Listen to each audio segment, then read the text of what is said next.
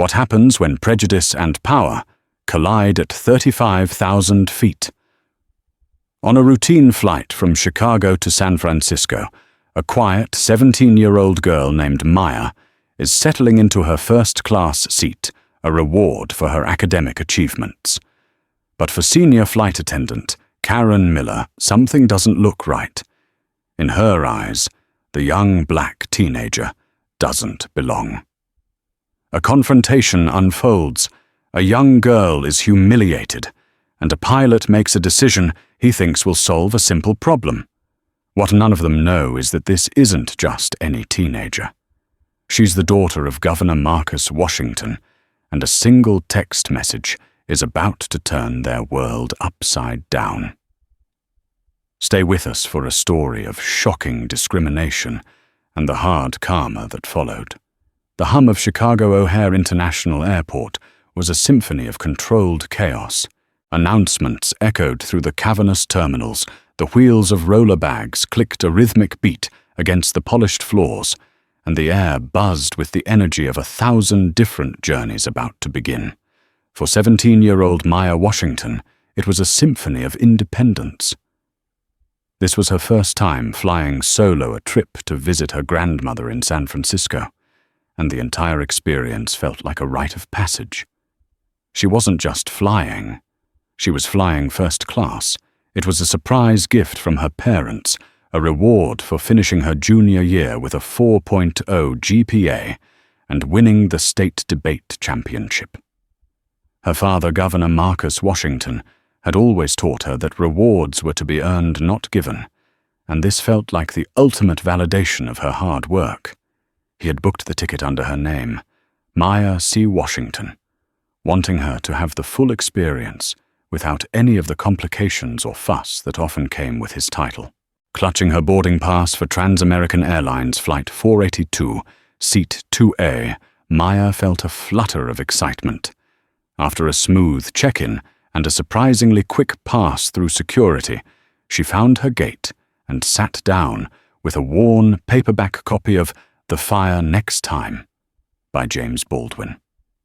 She was a thoughtful and observant young woman, possessing a quiet maturity that often made people guess she was older than she was.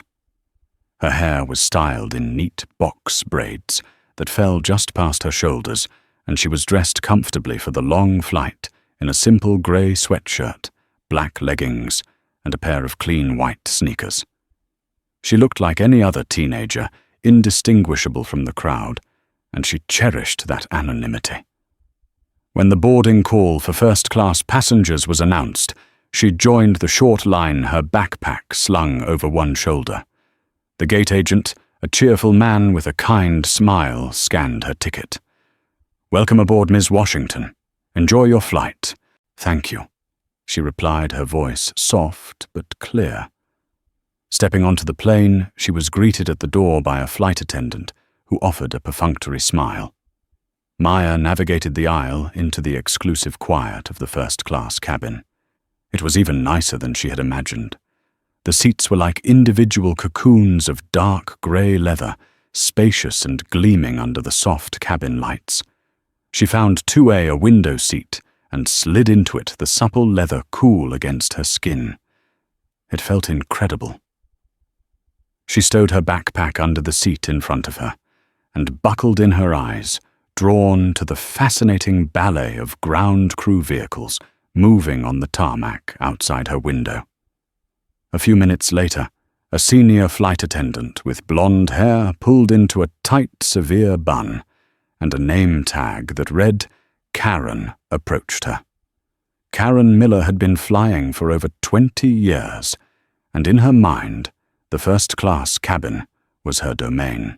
She surveyed her passengers with a practiced eye, sorting and categorizing them in an instant. When her eyes landed on Maya, she paused for a fraction of a second too long. Her smile, which had been bright for the middle-aged man in 1C, tightened almost imperceptibly. "Can I get you something to drink before we take off? We have orange juice water or champagne," she asked, her tone clipped. "Orange juice would be great. Thank you," Maya said politely. Karen returned a moment later. While she poured the juice for the other passengers into heavy-based glass tumblers, she handed Maya a thin, clear plastic cup. It was a small thing, almost too small to notice. But Maya noticed.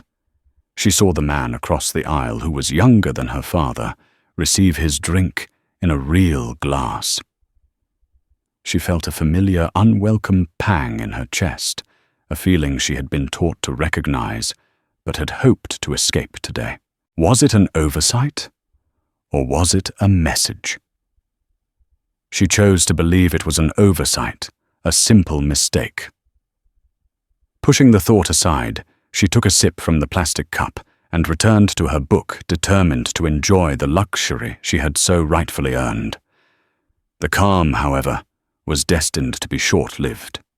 The boarding process was nearly complete. The first-class cabin had filled with the quiet rustle of newspapers, the soft clicks of laptops opening, and the low murmur of conversation. Maya was deeply engrossed in her book when a shadow fell over her page. She looked up to see a man standing in the aisle, impeccably dressed in a tailored suit that probably cost more than her laptop. He was in his late 50s, with slicked-back grey hair and an air of impatient importance. He held a boarding pass in his hand, and he was staring down at her seat. "Excuse me," he said, his voice dripping with condescension. "I think you're in my seat." Maya blinked, momentarily confused. "I'm sorry, I think there must be a mistake. My boarding pass is for 2A. The man, whose name was Arthur Henderson, scoffed as if her response was a personal affront. "That's impossible. I am a Platinum Elite member with this airline. I always sit in 2A. Check your ticket again, young lady." Instead of getting flustered, Maya calmly reached into her backpack, retrieved her ticket jacket, and presented the boarding pass. The letters and numbers were clear. Seat 2A, Washington, Maya C. She held it up for him to see. See seat 2A. Mr. Henderson barely glanced at it. He was not a man accustomed to being contradicted, especially by a teenager.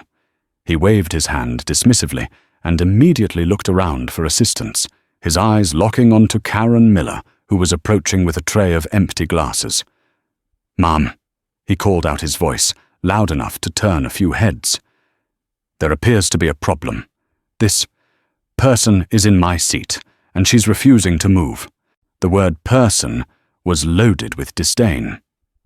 Karen rushed over her expression, immediately shifting to one of solicitous concern for the businessman. She placed herself between him and Maya, creating a physical barrier that already defined who she saw as the customer and who she saw as the problem. "I'm so sorry, sir. Let me handle this," she said to Mr. Henderson, offering him a placating smile. Then she turned to Maya, and the smile vanished, replaced by a look of strained patience. "Honey, can I see your boarding pass?" The use of the word honey was like a needle prick. It was patronizing, designed to infantilize her. Maya handed over her boarding pass, her calm demeanor still intact, though a knot of anxiety was beginning to tighten in her stomach. Karen took the pass and gave it a cursory glance. She then looked at Mr. Henderson's ticket. "Oh, I see," she said, tapping her chin thoughtfully, as if solving a complex puzzle. "It seems we have a double booking situation.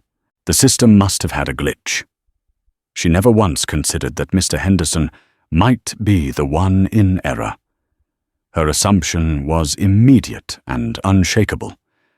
Sometimes when a seat is reassigned at the last minute for one of our premier flyers. She began directing her explanation more to the cabin than to Maya. The system doesn't update properly for the other passenger's ticket. The implication was clear. Mr. Henderson was the premier flyer, and Maya was the other passenger. "Well, it needs to be fixed," Mr. Henderson grumbled, checking his gold watch. "I have a board meeting to prepare for."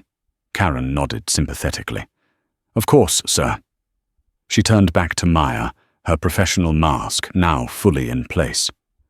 "I am so sorry for the inconvenience, but I'm going to have to ask you to move. We have a very nice seat for you in Economy Plus." Maya felt a surge of disbelief. "But my ticket is for this seat. I booked it weeks ago. Perhaps you could check his ticket again. Maybe his seat is 3A. Karen's eyes narrowed. The quiet, polite girl was pushing back, and Karen didn't like it. "I've already looked at the manifest, and there's been a mistake with your assignment. The system has prioritized Mr. Henderson for this seat. It's just a computer error, but I need you to cooperate so we can get this flight off the ground." It was a masterful piece of corporate doublespeak, designed to sound official, while placing all the blame and responsibility on Maya. But Maya knew it was a lie. There was no glitch. There was only a choice being made, and she was on the losing end of it. "No," Maya said. The word was quiet, but it landed with the force of a gavel in the hushed cabin. "I'm not moving. This is my assigned seat. I have the boarding pass to prove it, and I haven't done anything wrong." Karen Miller's face hardened. The facade of customer service politeness evaporated, revealing a raw, undisguised frustration. "Miss, I don't think you understand," she said, her voice dropping to a low, threatening hiss. "You are preventing this aircraft from departing on time. That is a serious issue. Now I am not asking you. I am telling you. You need to gather your things and move to the seat I've assigned for you." Mr. Henderson crossed his arms, a smug look on his face. "Just listen to her, kid. Don't make this a bigger deal than it needs to be. Some of us have important things to do." The injustice of it all was suffocating. Maya's heart was pounding now, a frantic drum against her ribs. She could feel the eyes of the other first-class passengers on her. Some looked away uncomfortable. Others watched with undisguised curiosity, as if she were a piece of live entertainment. The whispers started quiet but cutting. What is her problem? Just move already. Why is she even up here in the first place? Each whispered comment was a small cut. They didn't know her story. They didn't know about the straight A's, the debate trophies, the hours she'd spent studying to earn this very seat. They saw a young black girl in a sweatshirt and leggings and drew their own conclusions, the same ones Karen and Mr. Henderson had already drawn. Just then, a woman seated in 2C across the aisle leaned forward. She was in her 40s with kind eyes and a concerned expression. Her name was Sarah Jenkins, a university professor on her way to a conference. "Excuse me," Sarah said, her voice calm but firm, directed at Karen. "I was here when this young lady boarded. She was one of the first ones on. She has a valid ticket for that seat. I saw it. It seems highly irregular to move her for someone who arrived later." "Are you absolutely certain you can't find another seat for this gentleman?" Karen shot Sarah a venomous glare. "Ma'am, with all due respect, this is an airline matter. Please stay out of it. It's a matter of basic decency," Sarah retorted, her voice rising slightly. Karen ignored her, turning her full attention back to Maya. The challenge from another passenger had only solidified her resolve. This was now a matter of authority. "This is your final chance," Karen said, her voice cold as ice. "If you do not cooperate, I will be forced to call the captain. And if he has to come out here, I can guarantee you he will not be as patient as I have been. We will have you and your belongings removed from this flight for failure to comply with a crew member's instructions." The threat hung in the air, heavy and suffocating. Being removed from the flight, the humiliation was almost too much to bear. Tears pricked at the corners of Maya's eyes, hot and angry. She fought them back, refusing to give them the satisfaction of seeing her cry. She had done nothing wrong, yet she was being treated like a criminal. Her father had always taught her to stand up for herself, to fight for what was right.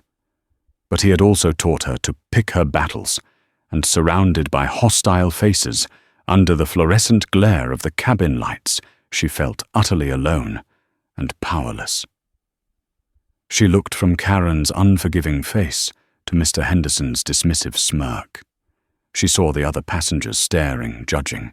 In that moment, the beautiful leather seat, the symbol of her achievement, felt like a trap. The joy and excitement she had felt just minutes before had curdled into a sickening mixture of shame, anger, and fear. Her battle was lost before it had even truly begun. The standoff couldn't last.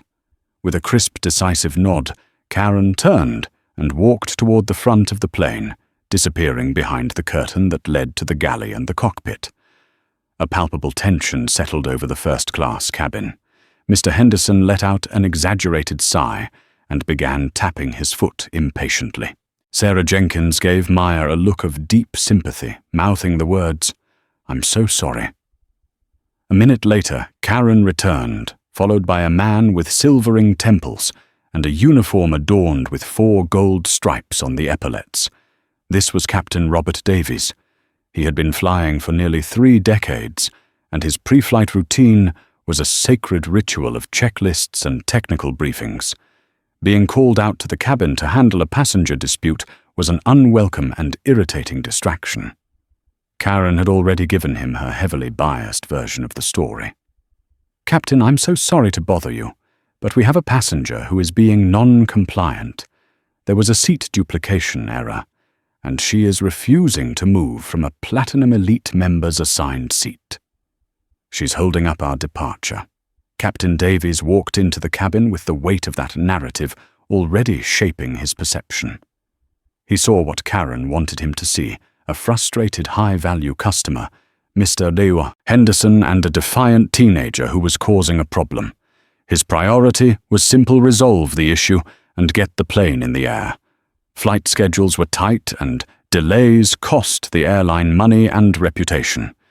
He stopped in the aisle, his presence commanding immediate attention. He didn't look at Maya's boarding pass. He didn't ask for her side of the story. He addressed her with an air of paternalistic authority, his voice calm but brooking no argument. "Good morning, miss," he began. "I'm Captain Davies. I understand there's been some confusion with your seat." "There's no confusion," Maya said, her voice trembling slightly but holding firm. "This is my seat. I have my ticket." The captain held up a hand to stop her. "I've already been briefed by my head purser. There was a system glitch. It's unfortunate, but it happens. What matters now is that we need to get this flight moving. We have 180 other passengers who would like to get to San Francisco on time." He was framing her as the obstacle, the selfish individual holding everyone else up. It was a classic tactic of isolating a target to force compliance. "We have arranged another seat for you," he continued. "And as an apology for the mix-up, Trans-American Airlines would be happy to offer you a $300 travel voucher for a future flight. I think that's more than fair." He said it as if he were closing a business deal, not addressing a humiliated young woman. The voucher felt like an insult, a cheap payoff for her dignity. Maya looked at his face, searching for a hint of impartiality, of fairness, but found only impatience. He was an authority figure, the ultimate power on this aircraft, and he had already passed his judgment. To argue further would be futile. It would only escalate the situation, validating Karen's claim that she was non-compliant. The threat of being removed from the plane still echoed in her ears.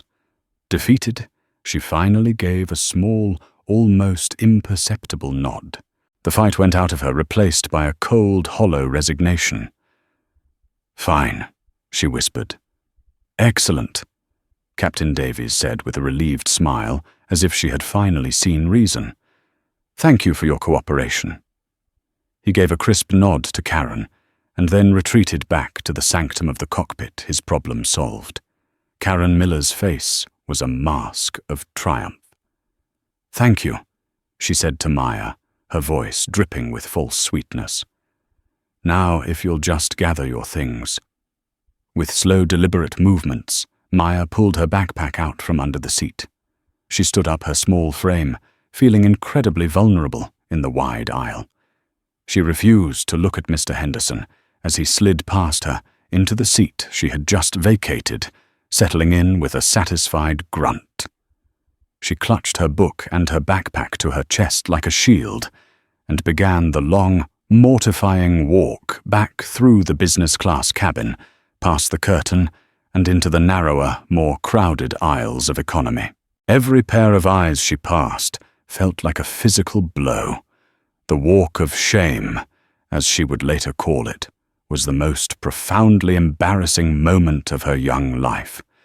She finally found her new seat to be a middle seat in an economy plus row, squeezed between a man who was already asleep and a woman who had spread her belongings across the empty space. It was a world away from 2A. And as she sank into the less comfortable seat, a single hot tear finally escaped and traced a silent path down her cheek. The plane finally pushed back from the gate, the engines whining to life. But as it taxied toward the runway, the captain's voice came over the intercom, not with the usual cheerful welcome, but with an announcement of a further delay. "Folks, this is your captain speaking. We have a minor mechanical indication on one of our sensors. Ground maintenance is going to take a look. It should only be about a 20-minute delay, but we are required to hold our position here on the tarmac. We'll keep you updated. Apologies for the inconvenience." For most passengers, it was an annoyance. For Maya Washington, sitting in her cramped middle seat, it was a small, ironic grace period. The raw sting of her humiliation was still fresh, and the frustration was bubbling inside her. She felt powerless and invisible. She pulled out her phone, knowing she should wait until they were in the air to use it. But she needed to talk to someone. She needed to tell her dad. She wasn't texting him as the daughter of a governor seeking retribution. She was texting as a heartbroken teenage girl who had been wronged and just wanted her father's comfort. Her thumbs flew across the screen. "Hey, Dad. Flight is delayed on the tarmac. Also, something really awful just happened. They made me move out of my first-class seat. A flight attendant and the pilot forced me to give it to some rude man and moved me to economy. It was so embarrassing." Everyone stared at me. She hit send, not expecting an immediate reply. Her father was Governor Marcus Washington. His days were a relentless series of meetings, press conferences, and policy decisions. He was likely in the middle of something important. But Governor Washington had a rule. When his daughter's name flashed on his screen, he always looked. He was in a budget meeting with his senior staff, a dry and contentious affair, when his phone buzzed. He glanced down, saw Maya, and his focus immediately shifted. He read her text once, then a second time. The other people in the room faded into the background. The budget charts and fiscal reports on the table became meaningless. A cold, quiet fury, far more potent than any loud outburst, settled over him. His daughter, his brilliant, hard-working, kind daughter, had been humiliated. The tone of her text, the pain laced between the words, was unmistakable. He knew the subtext. He knew that a well-dressed, middle-aged white girl would likely not have been treated the same way. This wasn't about a seat on a plane. It was about dignity. Without a word, he stood up and walked out of the meeting, leaving his bewildered staff in silence. In the hallway, he didn't call the airline's 1-800 customer service number. He didn't fire off an angry tweet. Governor Washington was a man who understood the architecture of power. He made one call to his chief of staff, a sharp and efficient man named Thomas Reed. "Tom," the governor said, his voice dangerously calm, "cancel my next 2 hours. I have a priority issue. My daughter Maya is on Trans-American Flight 482 at O'Hare, scheduled to depart for San Francisco. I want you to get Mark O'Connell on the phone for me. Now." Mark O'Connell was the Chief Executive Officer of Trans-American Airlines. Thomas Reed, knowing the governor's tone, didn't ask questions. He simply said, "Yes, sir. Right away." 5 minutes later, Mark O'Connell, sitting in his lavish corporate headquarters, was interrupted by his executive assistant. "Sir, I have Governor Marcus Washington on the line. She says it's urgent." O'Connell, surprised, took the call. "Governor, an unexpected pleasure. What can I do for you?" "Mark." The governor's voice was like steel. "My daughter is on your flight, TA 482. She is currently sitting on the tarmac at O'Hare. I have just been informed that your crew, including the captain, has forced her out of her paid, ticketed first-class seat and moved her to the back of the plane. I want a full and complete explanation for why my child was singled out and humiliated. And I want that explanation before that plane's wheels leave the ground." A jolt of pure adrenaline shot through Mark O'Connell. This was not a complaint. This was a crisis. A governor's daughter, humiliated, on one of his planes. The potential for a public relations cataclysm was immense. Governor, I am speechless. I had no idea. Please allow me a few moments. I will get to the bottom of this personally. I give you my word that plane is not going anywhere until I do." The call ended. Mark O'Connell immediately slammed the button on his intercom. "Get me David Chen in operations now, and get me the flight manifest for TA 482 from O'Hare to SFO." The panic had begun. A single text message had bypassed the entire customer service apparatus and lit a fire at the very top of the corporate pyramid. And down that pyramid, the flames were about to start racing toward an unsuspecting flight crew. The message from the top of Trans-American Airlines' corporate structure cascaded downwards with the speed and force of an avalanche. CEO Mark O'Connell's call to David Chen, the Vice President of Operations, was short, brutal, and left no room for error. Chen, a man whose career was built on keeping the airline's thousands of daily flights running smoothly, felt a cold dread creep up his spine. This was the kind of incident that ended careers. Immediately after hanging up with the CEO, Chen was on a direct line to the operations tower at O'Hare. "This is David Chen. I want an immediate ground hold on Trans-American 482 to San Francisco. No fail order. Do not let that aircraft move. Patch me through to the flight deck on a priority channel." On board TA 482, Captain Robert Davies was feeling smug. The maintenance check had cleared the sensor fault. It was a minor glitch, as he'd suspected. He was about to contact the tower to request clearance for takeoff when his radio crackled to life with an urgency that instantly put him on high alert. "Trans-American 482. This is O'Hare Ground Control. You are to hold your position. I repeat, hold your position. Stand by for a priority patch from airline operations." Captain Davies exchanged a confused look with his first officer. A direct patch from corporate ops while they were on the tarmac. That was highly unusual. A moment later, a new voice filled his headset, sharp and stressed. It was David Chen. "Captain Davies, this is VP David Chen. Confirm your identity." "This is Captain Davies. What's going on, David?" "Confirm for me." Captain Chen's voice was razor-thin. "Did you or your crew move a passenger from seat 2A to an economy seat prior to departure?" Davies felt a jolt of alarm. How could corporate possibly know about that already? And why would a VP care about a routine seat duplication? "Yes, we had a minor seating issue," he said, trying to sound confident. "It was a double booking. The situation has been resolved." "Resolved?" Chen's voice was incredulous, laced with something that sounded like panic. "Captain, was the passenger you moved a Miss Maya C. Washington?" Captain Davies's blood ran cold. The name on the manifest. He hadn't paid it any mind. "Yes, I believe that was her name. A teenage girl."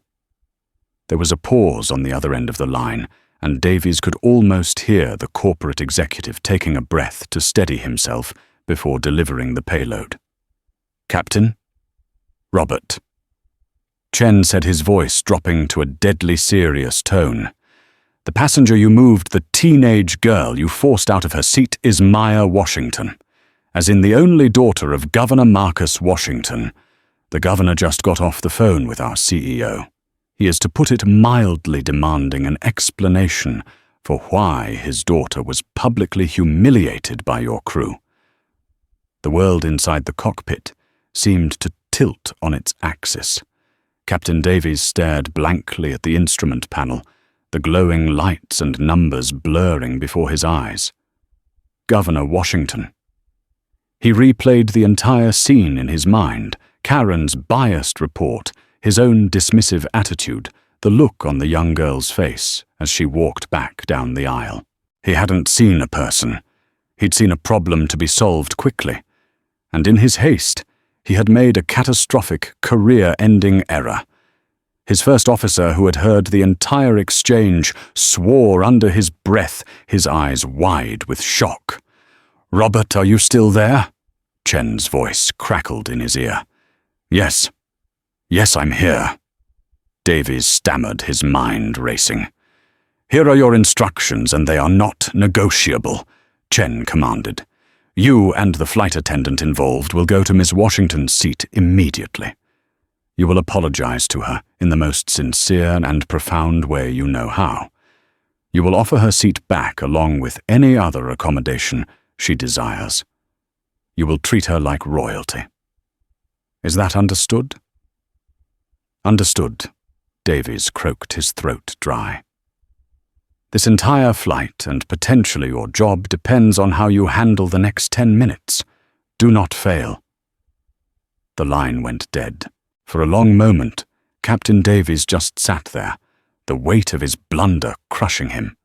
He unbuckled his seatbelt, his movements stiff and robotic. He looked at his first officer. "You have the con." He pushed open the cockpit door and stepped into the galley where Karen Miller was preparing the beverage cart, a smug smile still lingering on her face. "Karen," he said, his voice grim. "With me. Now." Her smile faded at the sight of his ashen face and the sheer terror in his eyes. "What is it?" "Captain, what's wrong? The girl," he said, his voice barely a whisper. "The girl we moved from 2A. Do you know who she is?" Karen looked at him confused. "Some teenager who... She's Governor Washington's daughter. He cut her off. And her father just called our CEO. We have a very, very big problem." The color drained from Karen's face. In that instant, she saw her 20-year career, her pension, her entire professional life flash before her eyes. The smug satisfaction she had felt was replaced by a wave of pure, sickening panic. The journey from the front galley to seat 24B was the longest walk of Captain Davies's life. With Karen Miller trailing behind him like a ghost, he moved down the aisle, acutely aware of the curious stares of the passengers. The atmosphere in the cabin had shifted. Everyone knew something was wrong. They found Maya by the window, or rather squeezed in the middle seat. She had her book open on her lap, but wasn't reading. She was just staring at the page, her expression withdrawn. She looked up as the two uniforms came to a stop beside her row, her eyes showing a flash of apprehension. Did they have a new complaint? Were they going to blame her for the delay, to the utter astonishment of Maya and the surrounding passengers? Captain Davies did something unthinkable. He knelt in the narrow aisle, bringing himself down to her eye level. The posture of supplication was a stark contrast to the towering authority figure he had been just 30 minutes earlier. "Miss Washington." He began, his voice strained and filled with a desperate sincerity that was impossible to fake. "I have come to offer you my deepest, most profound apology. There has been a terrible, inexcusable error. What happened earlier, there is no excuse for it. I failed to assess the situation properly, and I allowed you to be treated with profound disrespect. It was a failure of my command and my judgment, and I am truly, deeply sorry." Karen, standing awkwardly behind him, looked pale and shaken. She mumbled her own apology, her voice barely audible. "Yes, miss, I am so sorry. It was a misunderstanding. I apologize." Her words were hollow, a frantic recitation of a script she'd been ordered to deliver. Maya looked from the captain's pleading eyes to Karen's terrified face. She understood instantly what had happened. They hadn't come to this realization on their own. They hadn't suddenly developed a conscience. Someone had called, her dad. The knowledge brought a strange mix of vindication and renewed anger. They weren't apologizing to her, Maya, the 17-year-old girl they had belittled. They were apologizing to the governor's daughter. "Please, Miss Washington." The captain continued, his voice dropping lower. "Allow us to escort you back to your seat in first class. Seat 2A is waiting for you. We will have Mr. Henderson moved. We will get you anything you want. Please just allow us to correct our mistake." This was her moment. The power in the cabin had completely inverted. All eyes were on her. She could accept. She could walk back to the front of the plane, reclaim her seat, and savor the victory. She could watch as Mr. Henderson was forced to move a satisfying taste of poetic justice. But as she looked at their panicked faces, she realized that returning to that seat now would mean accepting their terms. It would mean that her worth was conditional, dependent on her father's name. The apology was a lie, a desperate act of damage control. Her dignity wasn't something they could take and then return with a voucher and a frightened apology. She took a slow, deliberate breath, and when she spoke, her voice was clear and steady, imbued with a strength that belied her years. "No, thank you, Captain." The two words fell into a stunned silence. Captain Davies stared at her, his face a mask of disbelief. "Ms. Washington, please, I insist." "You insisted before," Maya said, her gaze unwavering. "You and Ms. Miller made it very clear where you think I belong. You drew your conclusions about me and you acted on them. An apology now only because you found out who my father is doesn't change that. It just confirms it." She paused, letting her words sink in. "So, no. I won't be moving. I'm fine right here." Her refusal was not petulant or angry. It was a quiet, powerful act of self-respect. It was more damning than any tirade she could have possibly delivered. It told them that their panic-stricken offer was worthless because the principle behind it was rotten. By staying in the economy plus seat, she held up a mirror to their prejudice, and the reflection was ugly and undeniable. Utterly defeated, Captain Davies slowly rose to his feet. There was nothing more he could say. He had offered his apology, and it had been rejected, not out of spite, but on principle. He and Karen exchanged a look of pure despair and turned, making the slow, silent walk back to the front of the plane, the weight of their careers settling upon them like a shroud. In seat 2A, Arthur Henderson, having overheard the captain say the name Washington, allow us, of course, was beginning to sweat profusely. The quiet teenager he had helped displace was suddenly the most powerful person on the plane. The rest of the flight to San Francisco passed in a thick, suffocating tension. The first-class cabin was silent, the usual clinking of glasses and cheerful chatter replaced by an uneasy quiet.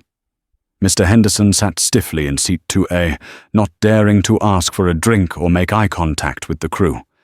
Karen Miller performed her duties with robotic precision, her face a pale, emotionless mask. Captain Davies made only the most necessary announcements from the cockpit, his voice flat and devoid of its earlier confident charm. When the plane finally touched down at SFO and taxied to the gate, the fasten seatbelt sign had barely pinged off when a new voice came over the intercom, not the captain's but a flight attendant from the back. Would Ms. Maya Washington please remain in her seat?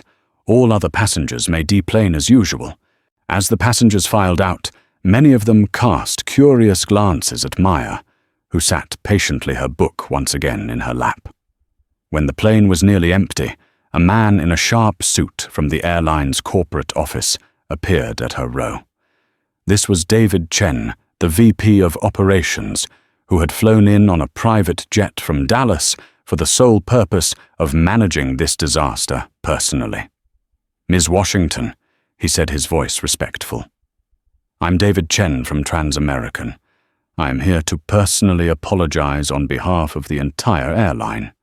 Your father is waiting for you at the jet bridge." Maya nodded and gathered her things. As she was escorted to the front of the plane, she passed the flight crew, who were lined up by the cockpit door. Captain Davies and Karen Miller stood there, their faces drawn and grim. They looked at her not as a teenager, but as the harbinger of their professional doom. Maya met their gaze, held it for a moment, and then walked past without a word. At the end of the jet bridge stood her father. Governor Marcus Washington wasn't flanked by a massive security team or a press corps. He stood alone, his expression a mixture of relief and paternal anger. He enveloped Maya in a powerful hug, holding her for a long moment. "Are you okay, baby girl?" he murmured. "I'm okay, Dad," she whispered back. Only then did the governor turn his attention to David Chen, who was waiting nearby, wringing his hands. The governor's voice was low and controlled, but it carried the unmistakable weight of his office. "Mr. Chen," he began, "let me be perfectly clear. This is not about my daughter getting special treatment because of who I am. I am here because a 17-year-old child who was a paying customer was singled out, intimidated, and publicly humiliated by your staff based on nothing more than their own prejudices. This is about a corporate culture that allows an employee to decide based on appearance who does and does not belong. The consequences were as swift as they were severe. Transamerican Airlines launched an immediate and highly public internal investigation. For Karen Miller, the end came quickly. The investigation unearthed a string of prior passenger complaints, citing her rude and discriminatory behavior, complaints that had been previously dismissed by middle management. Faced with irrefutable evidence and pressure from the highest levels, the airline terminated her employment for gross misconduct. Her 2 decades of service ended with her being escorted from the building with a box of her personal belongings. For Captain Robert Davies, the fallout was just as damaging. While he wasn't fired outright, he was suspended without pay for 6 months. He was ordered to attend mandatory and intensive training courses on de-escalation, conflict resolution, and implicit bias. The incident was permanently noted in his service record, effectively killing any chance he had of career advancement. He would forever be known as the captain who chose to trust a biased subordinate over a quiet teenager, a mistake that would follow him until his retirement. For Arthur Henderson, the karma was more subtle, but no less potent. His company was a major corporate client for Transamerican. The governor's office made no public statements, but in the world of corporate and political power, silence can be deafening. Word of Mr. Henderson's behavior spread. His CEO, terrified of losing lucrative state contracts and facing a PR nightmare, issued a formal apology to the governor's office. Mr. Henderson was stripped of a major promotion he had been expecting. His travel privileges were severely curtailed, and his elite status with the airline was permanently revoked. He became a pariah in his own company, a cautionary tale about the dangers of arrogance. The airline itself undertook a massive, expensive overhaul of its customer service training programs, instituting a new, Dignity for All initiative. They issued a formal public apology, and at the governor's insistence, donated a substantial sum to a non-profit organization dedicated to advancing civil rights and educational opportunities for underprivileged youth. Maya Washington never flew first class again. The experience had tainted the luxury, but she carried the lesson with her that sometimes the most powerful stand you can take is not to demand your seat back, but to refuse it on principle, proving that your dignity can never be taken, no matter where you are forced to sit. 4 years later, the echoes of Flight 482 had not faded. They had transformed. Maya Washington was no longer a high school student, but a poised and articulate political science major at Stanford University. The incident on the plane had become a defining moment in her life, a painful catalyst that had forged her future path. The humiliation she felt that day had been replanted into a fierce determination to advocate for those who were not the governor's daughter, for those whose stories of everyday prejudice were dismissed or ignored.